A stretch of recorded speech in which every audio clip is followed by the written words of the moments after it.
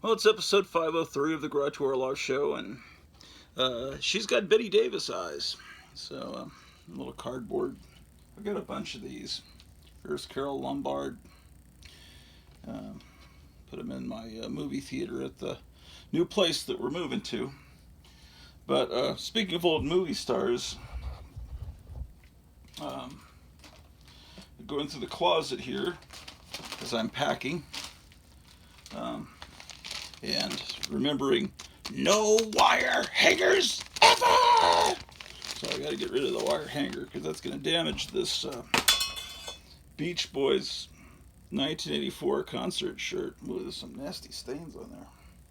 This needs to be washed, I believe. Good golly, Miss Molly. Yuck. Yeesh. It's like a horrible stain. Horrible. So, yeah. So, anyway. Here's a shirt, an Oktoberfest shirt from Munich, which for some reason is written Munchen, but I never could figure that out. But anyway, it's a cool shirt. Oh, this one doesn't have a wire hanger, so I can leave it on the hanger. Okay. Oh, this is a vintage Animal House shirt. Get rid of the wire hanger. Used to be able to order this from the magazine National Lampoon's Animal House. And on the back it says, "We can do anything we want. We're college students." Yes, indeed. And this University of Texas at Austin. My brother went there. He must have gotten this shirt for me when he was in college and sent it back to me. And when I was living in San Antonio, it's hard to believe this fit me once when I was in 3rd or 4th grade. Maybe it shrank. But what's even harder to believe are some of these wacky package shirts that I have in the closet. I can't imagine this freaking thing fit me. Cool Pops All Stain. This isn't an official wacky package shirt because their parody of All Bran cereal was All Brain, and it had brains in the bowl. This one says, "Free handy wipe, the cereal that sticks." Yeah, it's not really as funny as a real wacky package. And this one's not real either. This is a bootleg wacky package shirt. Gee whiz! And it says, "A pasty cheese cracker." Yeah, it almost is not even a parody. It's almost like that would be something really written on a product. This is there's a local baseball team, I think a minor league team in San Antonio called the San Antonio Missions, and I guess their acronym was SAM. So, Sam is back. Now, my brother, I was the youngest of 3 boys, and my oldest brother, Steve, was off at college. He went off to, he graduated college in high school in 72, so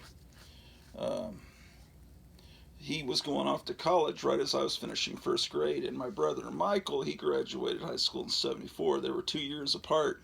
Then I came along in 1965, years later, kind of unplanned. So anyway, I was in, my brother Michael, I remember, was still living at the house in the early to mid 70s before he went off to, he actually first went to the Naval Academy, and then he was at the UT Austin and all that, and he went to UTA here in Grotuville. But anyway, I would remember telling him that says shit ass Michael is back.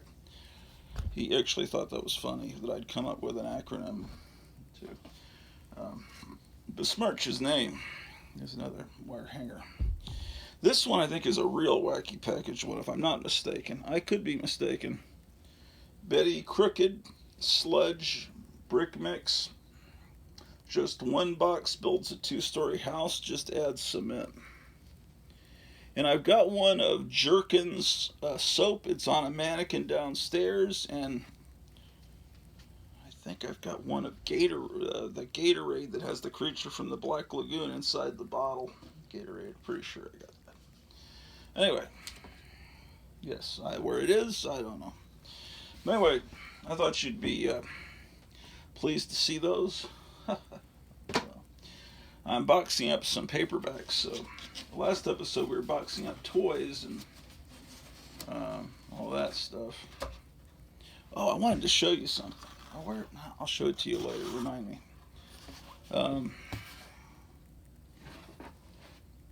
I just realized I have this empty magazine box. So I'm going to fill it with paperbacks. I'll start with these Mad paperbacks. Let me put this box down. I'm still the only one awake right now. My wife and mother-in-law are downstairs. They'll get up soon. The only reason I mention that is I close the door so they don't think I'm just talking to myself like a mental patient up here. I'm talking to millions of people on YouTube. Okay, all right, so what are we going to put in this box? Well, first let's... First time in paperback. Introducing Cormac McArt, the most colorful Robert E. Howard character since Conan in Tigers of the Sea. Let's get that in there. Here's Philip K. Dick, Solar Lottery. First prize was the Earth itself. You know, there used to be these, the pulps were gone by the 70s, but they still lived on in a way in these little digest-sized science fiction things like Analog and Galaxy. But the hero pulps kind of survived because, in a way, they had a series of paperbacks of different heroes. If you think about it, a pulp and a paperback has about the same amount of content, and it's all, same kind of thing. Pulps kind of evolved into paperbacks, but there was the Destroyer, and there was Executioner. There was, of course, there were the James Bond books, and then in the 60s and in the 70s they started reprinting all the old Doc Savage pulp magazines, each one as an individual book. So those were all in print in the 70s, and then they started trying to reprint some of the other old pulp heroes like the Shadow and the Spider. But Doc Savage was the most successful in its revival. It even had a movie made out of it. But here's a movie that turned into a pulp paperback series, Dirty Harry. This is book 2. And of course, the character of the Punisher in Marvel Comics that first appeared as a villain in Saturn Man was really kind of based on those 70s pulp heroes. Okay, here's 2 different editions of Savage Pellucidar with that wonderful Rosetta painting. But Betty Davis. I guess they're different printings because different. But I got them both because they're variant covers, man. And here's Pellucidar, Thrilling Adventures Inside the Hollow Earth.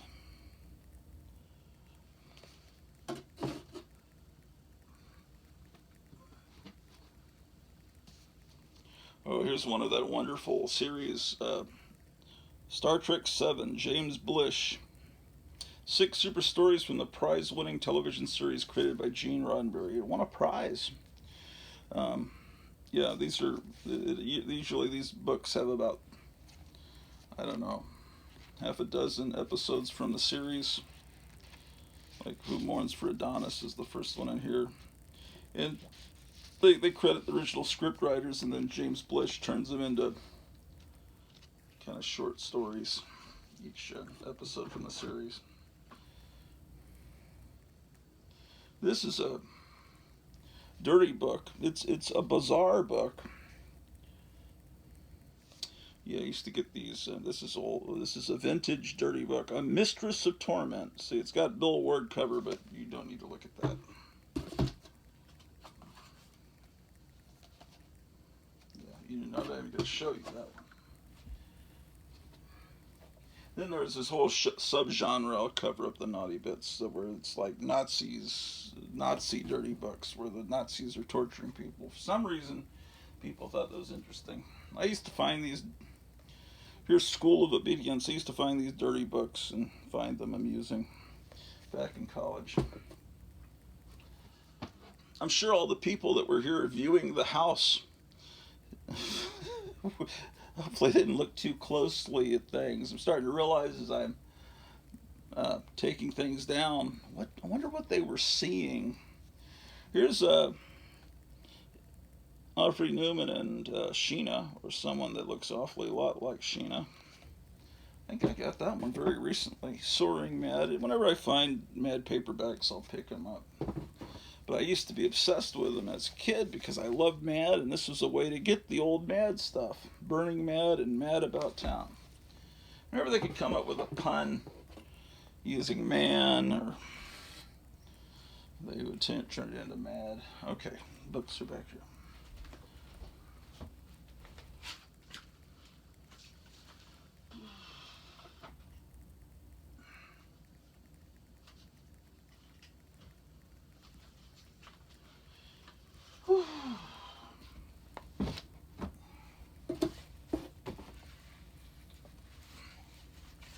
Here's the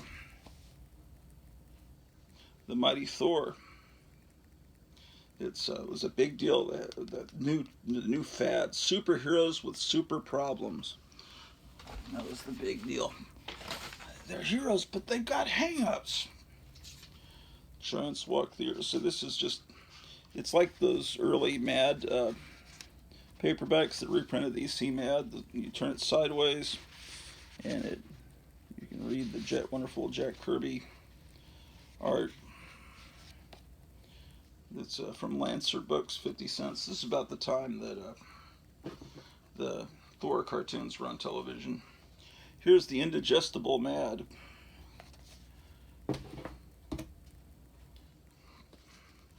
Steaming Mad.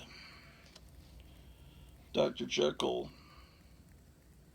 and Mr. Mad.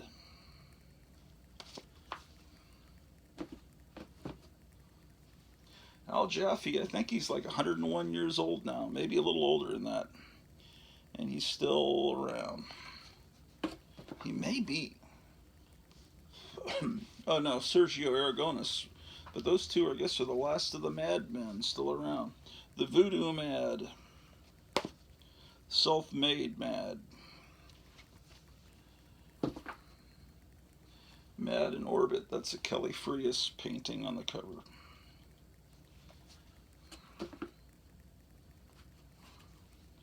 Sing Along with Mad. The Mad Jumble Book. I remember this one not being as much fun. But actually, it may be cool now. Yeah, it's just like little puns. Yeah, I mean, it's not a typical Mad book. It's one of those. It's not as good.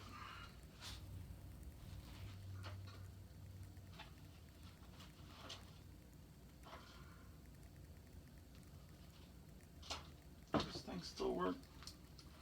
This got wound too far, and now it doesn't work anymore. But this used to be a little dirty gag gift where this guy would thrust forward. But I put a Jack-in-the-Box head on it. So now it's something like they could give to you at the drive-through window at Jack-in-the-Box. I've invented a Jack-in-the-Box toy. You know, Jack-in-the-Box doesn't give toys out anymore, do they? It's terrible. Here's one of those Dave Berg books. Polyunsaturated Mad. I'd get any Mad book that came out. Good and Mad. And this isn't all of them. I've got more in another closet that I haven't even started packing.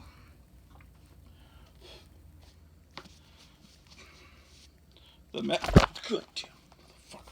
the Mad sampler. I almost dropped it, and this huge plume of dust comes up from it. The recycled Mad. I always kind of like this cover.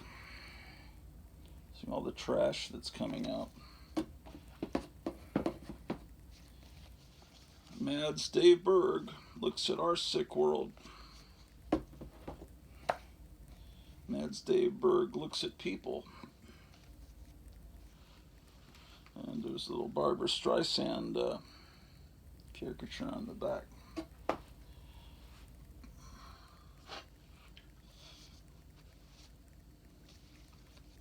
Dave Berg was like a 50s sitcom dad kind of guy that would always do the lighter side of dating, the lighter side of World War II. He wouldn't do that, but you know, stuff like that.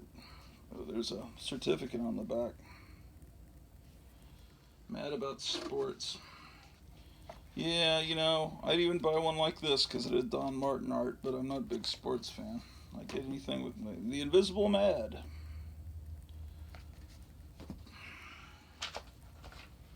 Okay. What else can we put here? Oh, here's some more good Mad books. Here's The World of Little Abner with an introduction by John Steinbeck. And it's reprints of Little Abner comic strips. How about that? Now this one is also a EC reprint, but this is a little more valuable than most of those Mad paperbacks. This reprints EC Horror, and this came out. It's 50 cents. So this came out over 10 years after the comics were canceled. This about 10 years later, 1964. This is a second printing from March of 65. Yeah. And I think it was these books being on the stand, and they also did Vault of Horror, and they did a science fiction one too. And these are all that's a Frazetta cover, I believe. The other one definitely is.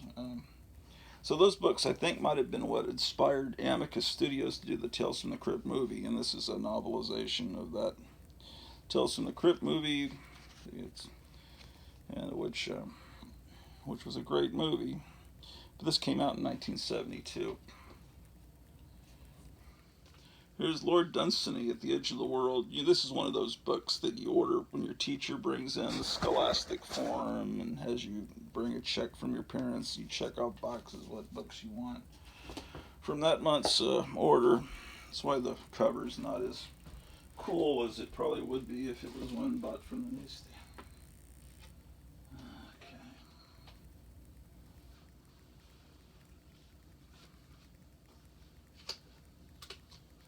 My mother-in-law's cooking is wonderful, and she's in town to help pack.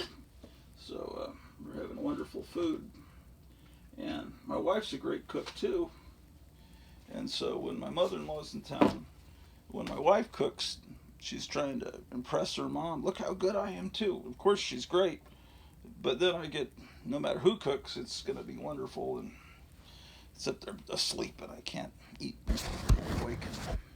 So I should probably make some noise and pretend to accidentally drop something. I wouldn't do that. This is from about 66 when Batman was on TV, and it's like a semi-dirty book. Fully illustrated story of Saturn Man. A camp classic for adults only. Yeah, I mean, there's some illustrations in here every few pages. It's kind of like a pulp. But anyway. Oh, The Mad Adventures of Captain Klutz. Don Martin was wonderful. Still can't believe he left and went over to Crack Magazine. Fantastic Four return. Guest star Submariner. I think Submariner's finally going to have his day. It looks like he's going to be in the new Black Panther movie, and then suddenly people are going to discover Submariner and all these Submariner books I've been buying all these years because they were affordable. They're suddenly going to be real valuable. Robert Bloch, another Robert Bloch, Tales in a Jugular Vein. I showed you these before. My good friend Jim Conrad gifted me with a bunch of books. He was downsizing. He's been downloading books from the internet, and as soon as he gets a book downloaded and on his computer, he gets rid of the actual paper counterpart, which is the opposite way of the way I think, but that's fine. So he was giving me these books because he had them now electronically, and so it's another Robert Bloch book.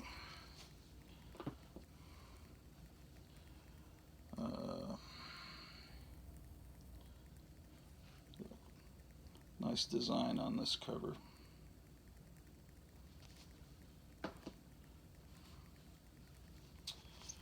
Mad Sucks.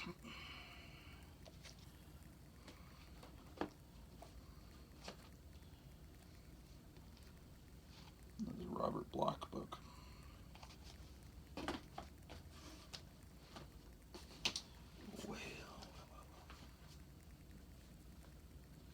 The Man in the Cannibal Pot, Gahan Wilson. You know the great thing about the 1970s, I just was talking about the 1970s last episode about how after the 70s were over, people were I'm glad that decade's over. The 70s were horrible, but I think back to the 70s and how wonderful it was to go to the newsstand because there was no internet. You'd go to the newsstand. I can't explain to you what it was like to find Castle of Frankenstein magazine on the newsstand. And it was Famous Monsters is great, but Castle of Frankenstein, and there was a magazine that came out I think twice a month called the Monster Times. It was actually here's Trilly Jack the Ripper. It was actually newspaper. It was magazine sized. Then you would open it up, fold it this way, and then you'd open up this way, like the old Rolling Stone. And it was a newspaper. It was a monster newspaper, printed on newsprint. And that was how you got information about Star Trek in the early 70s before Starlog came along. Castle of Frankenstein sometimes went a couple of years between issues. It wasn't always around. But Monster Times started about 71, 72, and was there until the summer of 76. Right when we moved to Grotuville, I was thinking, finally, I've moved to a town where I can get it on the newsstand. Because when I was living in San Antonio and when I was living in Tacoma, Washington, they were harder to find at all, at least in the stores that my mom took me to because I was little then. It was like right there. Monster Times, and then, that was the last issue. One with the $6 Million Man and the Bionic Woman on the cover. I'm telling you, the Monster Times is wonderful. The writing, they use old ad mats, press books for the original ads for the movies. They would cover They covered comic books. They covered everything that we love. The Monster Times. And it was just one of the greatest things in the world ever. It's like a glimpse of heaven. Dr. Silverage understands. He's got them prominently all around his little cave. Okay. Oh, still packing books. Mads Dave Berg looks at things. Mad at you. Mad Spy versus Spy. This was wonderful stuff. Oh, damn, I'm hungry. Oh, what is this? This was a Captain America novel. Oh, my back. Ah, god dang it. He has a gun on the cover. The titanic exploits of the most spectacular superhero of them all, the glory-studded powerhouse known as Captain America, the Great Gold Steel. Yeah, they're trying to turn him into a pulp hero. See, it's this is text. This is not comic book reprints. And then we've got some later printings. Some of these Conan paper. Oh, that was the other character. One of the, they brought back Robert E. Howard into paperback and Lovecraft too. Those were other pulp heroes. Well, Lovecraft wasn't a pulp hero, but other pulp sources that were starting to be reprinted in the '60s, because just enough time had passed since the '30s for people to be nostalgic, and they started printing those paperbacks, and they got new audiences, and that was around all through the '70s. And then, of course, Conan was turned into a comic book in 1970, and you know the rest.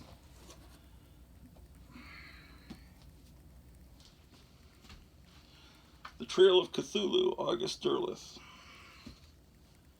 Okay. Put some books on the side there. 101 Shark Jokes.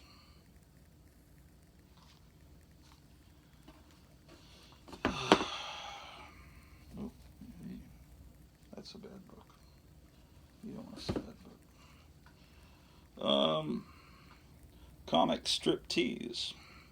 These are, this wouldn't have been sold in a regular bookstore. This would have been sold in a dirty bookstore, because these are reprints of the Tijuana Bibles. Like, you see, there's Jughead, and they were like Jack Chick tracts in their size, and but they were dirty. Like, can't really show you much, but see, that Popeye one looks pretty much like the Popeye art. Some of the artists were better on those Jack Chick tracks, and in a lot of ways, the early Mad, EC Mad, was like Tijuana Bibles, but PG-13 version of the X-rated Tijuana Bibles, because in those early Mad books, they did a good job of imitating the original art style of the comics they were making fun of, they were parodying, but they got the characters were all extra horny in those Mad EC comics. Archie chasing Betty and Veronica, and then the principal chasing them. Although in those Archie comics there was a lot of that, not from the principal. But anyway, I can't even think. I'm so hungry. Okay, that may be okay. Let's see. Can I get any more in this box? There's some Mad. Al Jaffe spews out snappy answers to stupid questions.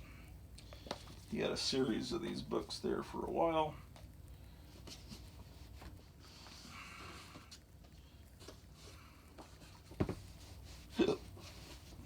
He was a good artist, Al Jaffe. He is a good artist. Why am I talking about him in past tense? And more, Dave Berg.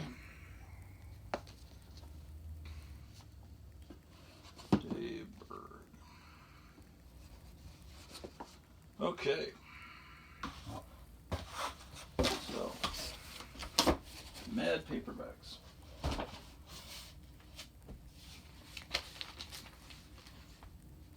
What's in this box?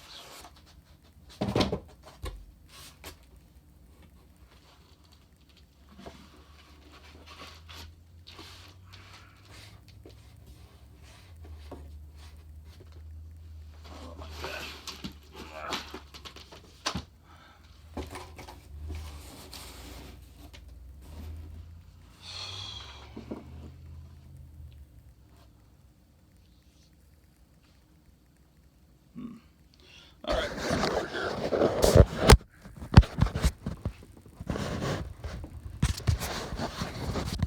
Pete here has got the life. He can sleep while I'm working hard, or hardly working. So you got to be out, have everything out of the house by midnight on April 2nd. So if you're in the area and want to help, come on by, help pack a few boxes. Maybe you can come along with us to Iowa. It's only a 10-hour drive, and help us unload. Okay. So, now I gotta get rid of these wire hangers.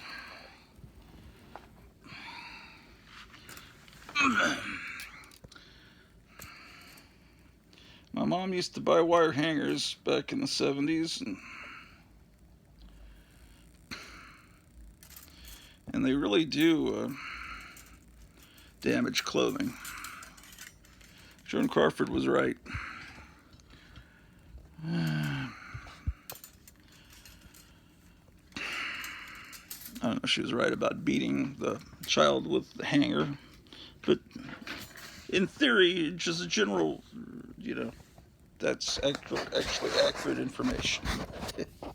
She may have gone overboard slightly. Hey, it happens all of us, right? No, actually it doesn't. Okay, what the fuck? Oh. I got this box. It's highly collectible. I got this when it came out for Christmas.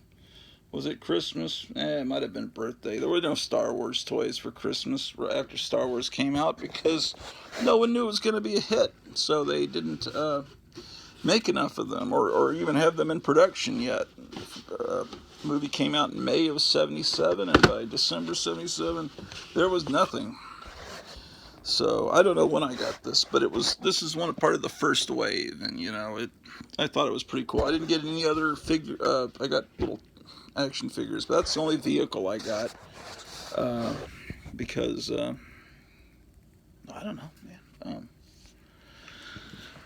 So I'm going to put I guess for the move, I'll go ahead and put this into the original box it came out of.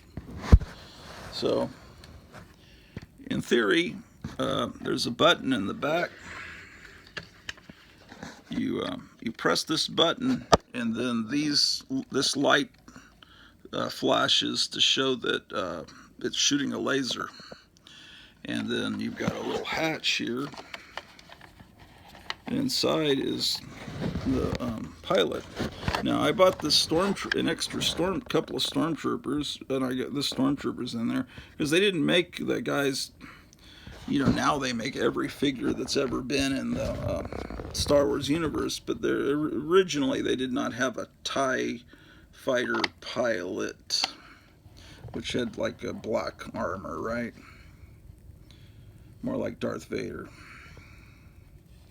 The only figure that I think they didn't ever make of was this big giant fat woman that danced for Jabba, that had either 6 breasts or 2 breasts and 2 big fat rolls, but they had like bras on the fat rolls, so it made you think that there were 3 sets of breasts.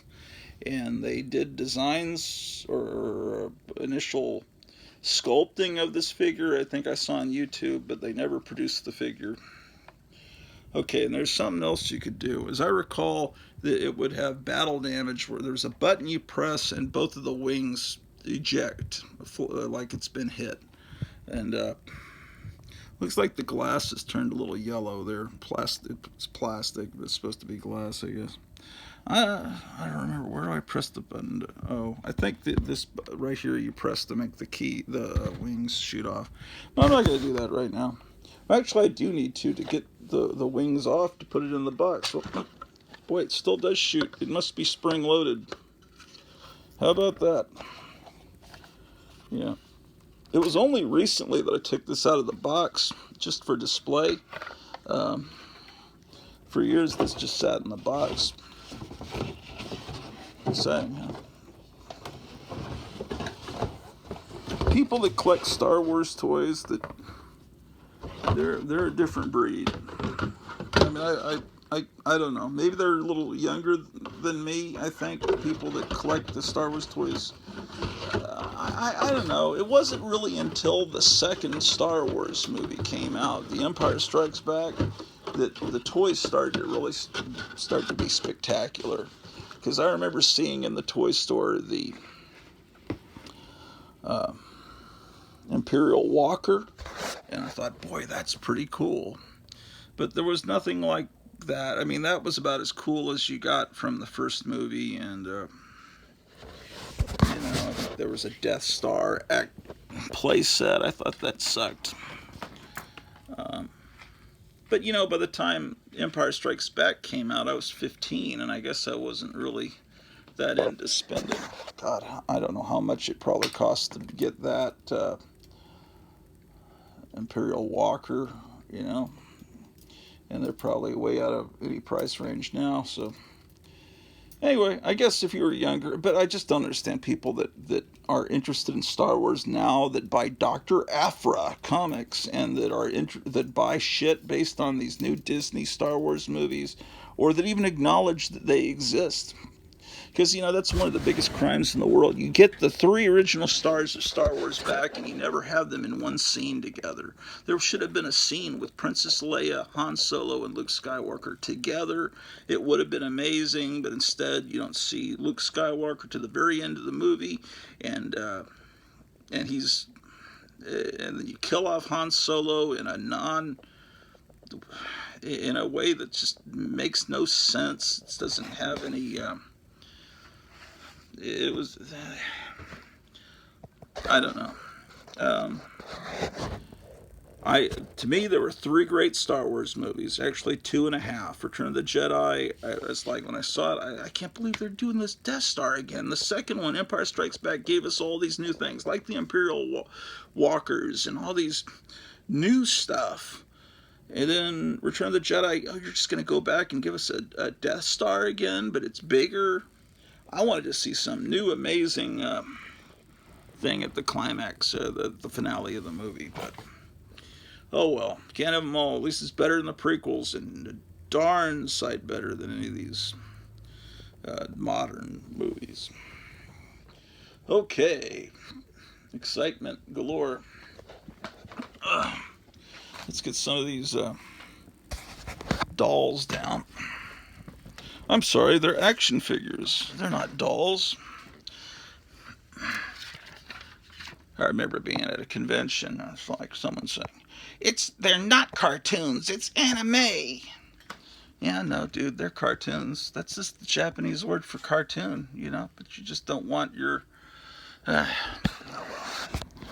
well. Okay, this is a replica of the 50s Barbie. I need to get the step stool down so I can set it over here. Moving this stuff down.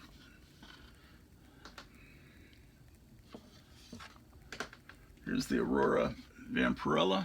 The bat is somewhere else. Not sure where. Here's a childhood G.I. Joe. It's a little bit too late where they start giving him like afro hair. I prefer the 60s G.I. Joes where they would never have done such sacrilege to G.I. Joe. Here's Craven the Hunter. A Funko Pop. They're so collectible. Oh, I love them so much. This guy, I think his eyeball shoots out. I'm not sure. I could be dreaming. It's like a wonderful dream. His eyeball shoots out. Now, this is a cool doll, but the fucking face is turning some weird... Looks like my face when I was in high school, all greasy. But, if she's a teenage model, then perhaps that accounts why her face is so horribly greasy. Okay. Kamen Rider V3. Yes, indeed. Shit. These glasses belong to her. I probably should put them on for the move. Ay, ay, ay.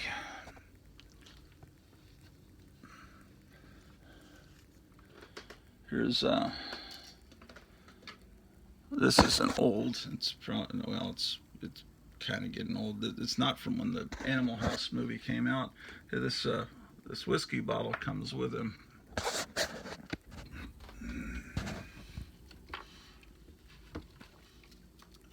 Joey Ramone.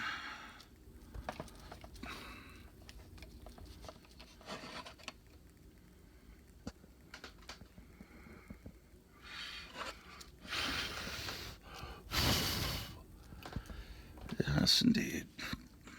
I gotta get a tall box to put these guys in.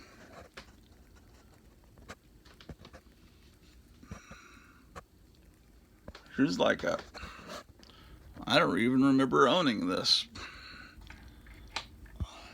Oh, this also goes with John Belushi.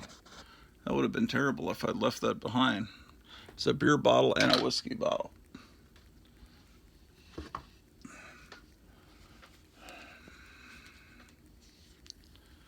Here's another Kamen Rider, earlier version.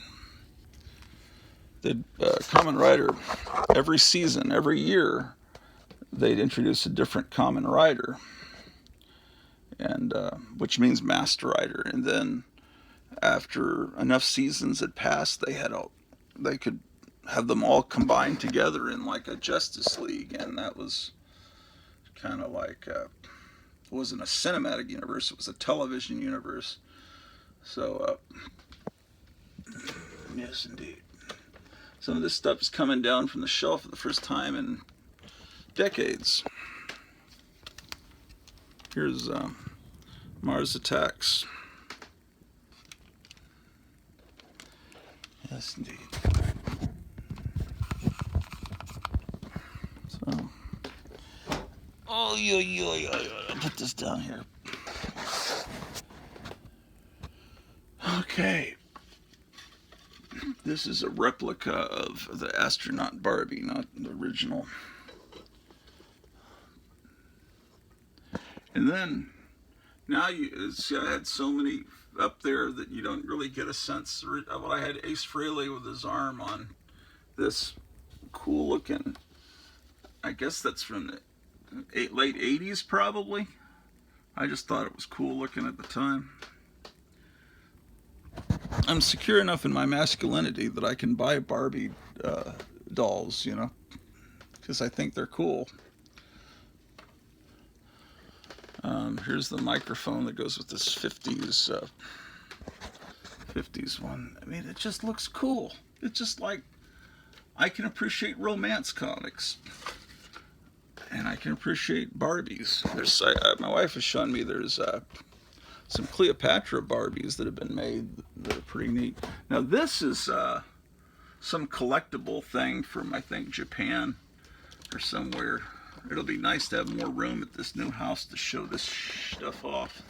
She's like an astronaut girl. Hold on. I hear my mother-in-law sneezing downstairs from all the dust being generated by the movement of my hoard. So that means she's awake. I'm sorry, her oxygen tube had become disconnected, so I had to reconnect that. Okay. Set this down there. Oh shit, her helmet came off. Okay. Back behind that Kamen Rider, forget what he's called, RX, I think. There's a London After Midnight, Lon Chaney. Oh well. There's some more Batman vehicles, and got to get my Foom poster down off the wall. Anyway, I got to get downstairs and put that ice pack on my neck, and all that. Look at this cool rock and roll drum. It's going to be in a prominent place in that place. I hope that you guys come visit me up there in Iowa. So I'm going to make it a place that you can come and visit. There will certainly be room for you to crash, and as long as you don't literally crash into the house with your vehicle. Let me get rid of these wire hangers.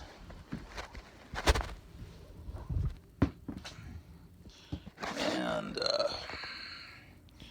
so I'm making some progress. I really am.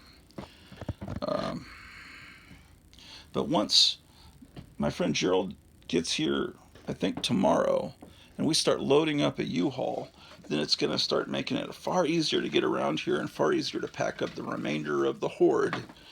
And a friend of mine in Dallas is going to look into whether he can take off next week to go along on one of our trips. Uh, and then my friend Gerald knows a guy that lives in northern Missouri, about 50 miles away. He's going to come and help us unload.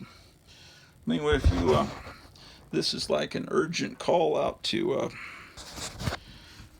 people out there. If you live within 40, 50-mile radius and could come and help us unload, man, it would be such a wonderful thing. Because